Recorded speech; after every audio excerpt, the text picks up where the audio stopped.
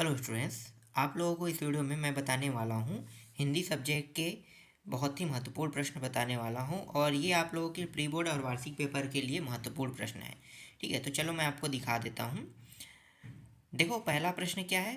बस यही अपराध मैं हर बार करता हूँ, आदमी हूँ आदमी से प्यार करता हूँ। उपयुक्त पंक्ति के कवि हैं। 4 ऑप्शन दिए हुए हैं, इनमें से आपको उत्तर ले लेना है। गोपाल दास नीरज को ले लेना है। अ जो है इसका आंसर रहेगा। दूसरा प्रश्न है, अकेली पाठ विधा की रचना है। तो यहाँ भी 4 ऑप्शन दिया हुआ है, इनमें से आपको उत्तर क्या लेना है। कहानी जो है इसको आपको उत्तर ले लेना है। ठीक है, ब ऑप्शन क्या होगा, इसका उत्तर होगा। तीसरा प्रश्न है, पवन दीवान मूलतः किस भाषा के कवि हैं। तो यहाँ भी 4 ऑप्शन दिया हुआ है, इनमें से आपको द वाला ऑप्शन ले लेना है जिसमें लिखा हुआ है छत्तीसगढ़ी। तो पवन दीवान मूलतः छत्तीसगढ़ी के क्या है, छत्तीसगढ़ी भाषा के मूलतः कवि हैं। चौथा प्रश्न है, नीलकमल शब्द में प्रयुक्त चिन्ह है। तो यहाँ भी 4 ऑप्शन दिया हुआ है, इनमें से आपको उत्तर ले लेना है। ब को लेना है, योजक चिन्ह है ये। जो आपको सिंबल दिखाई दे रहा है, जो चिन्ह दिखाई दे रहा है, ये योजक चिन्ह है।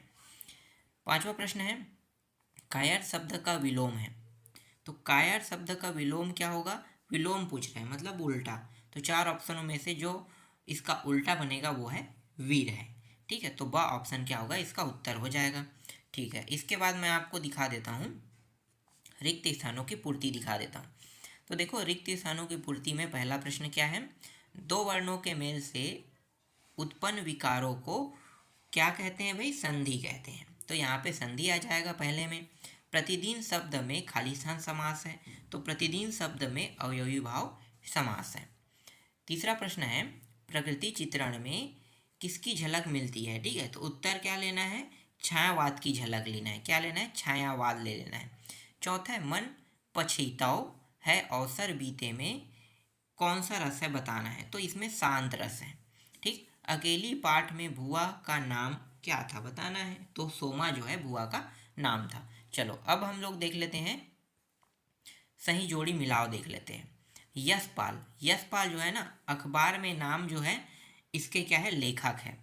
पवन दीवान, पवन दीवान छत्तीसगढ़ी महतारी के बारे में बताया है। ठीक है, ये इसके लेखक होंगे। ठीक है, मन्नू भंडारी, मन्नू भंडारी जो है वो अकेली पाठ के रचयिता है। और मुकुटधर पांडे, मुकुटधर पांडे जो है वो ग्राम जीवन को लिखा है। और नारायण लाल परमार जो है वो गद्दार कौन है, इनको इन्होंने लिखा है, इसके रचयिता है। चलो अब प्रश्नों के उत्तर देख लेते हैं।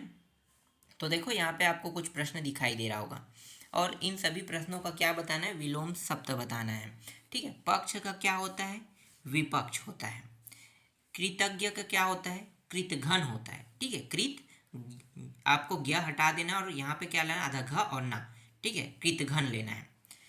मृदुल, मृदुल मतलब नरम चीज़ों को बोलते हैं, तो कठोर होगा इसका उल्टा।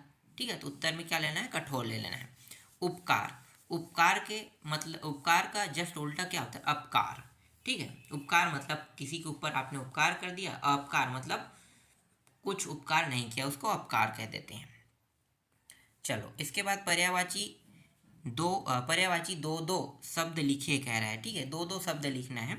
तो दो दो देखते हैं, मुझे दो दो पता होगा तो मैं बता दूंगा। अमृत, अमृत को हम क्या बोलते हैं, पीयूष बोलते हैं, सोम बोलते हैं। बिल्कुल यही बोलते हैं, पीयूष भी बोलते हैं, सोम भी बोलते हैं। ठीक है, इसका दो मुझे पता था। चलो, घोड़ा को क्या बोलते हैं, अश्व बोलते हैं एक, और क्या बोलते हैं, अश्व मुझे याद है, एक और याद होना चाहिए, दो दो बोल रहा है।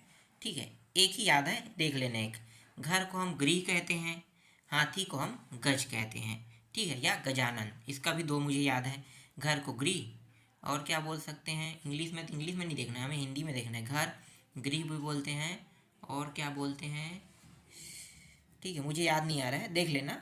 ठीक है इसका। ठीक है, दिए गए शब्दों को स्त्रीलिंग शब्द लिखिए कह रहे हैं। तो यहाँ पे दिया हुआ है विद्वान, नायक, कवि और हाथी। तो विद्वान का क्या होगा, विदुषी होगा। क्या होगा, विदुषी। ठीक है, विद्वान का विदुषी हो जाएगा। नायक का नायिका हो जाएगा। कवि का कवित्री और हाथी का हथनीन हो जाएगा। ये स्त्रीलिंग शब्द हैं। इसके बाद है, पंडित मुकुटधर पांडे के अनुसार गांव में किस प्रकार के लोग रहते हैं। तो इसका उत्तर आप लोग देख लेना। ठीक है, ये कौन सा प्रश्न है मुझे भी पता नहीं है। देखते हैं, तीजन बाई की प्रसिद्ध तीजन बाई की प्रसिद्ध किस क्षेत्र में है। उन्हें कौन सा पुरस्कार मिला है? तो इसका जो उत्तर होगा ये होगा पंडवानी होगा, और इसे पुरस्कार जो है पद्म भूषण पुरस्कार मिला है। ठीक है, आगे देखो, दिए गए शब्दों के समास विग्रह कर प्रकार बताइए। तो यहाँ पे नवरत्न दिया है, नवरत्न का समास विग्रह करेंगे तो नवरत्नों का समूह होगा, और ये द्विगु समास होगा। देशभक्ति, देशभक्ति में देशभक्त जो है वो देश की भक्ति होगा इसका समास। ठीक है, समास विग्रह देश की भक्ति, और इसमें तत्पुरुष समास है। वह जिनके चंद्रमौली, वह जिनके मौली पर चंद्र है। ठीक है, यहाँ पे बहुब्रीहि समास है। ठीक, आगे देखते हैं।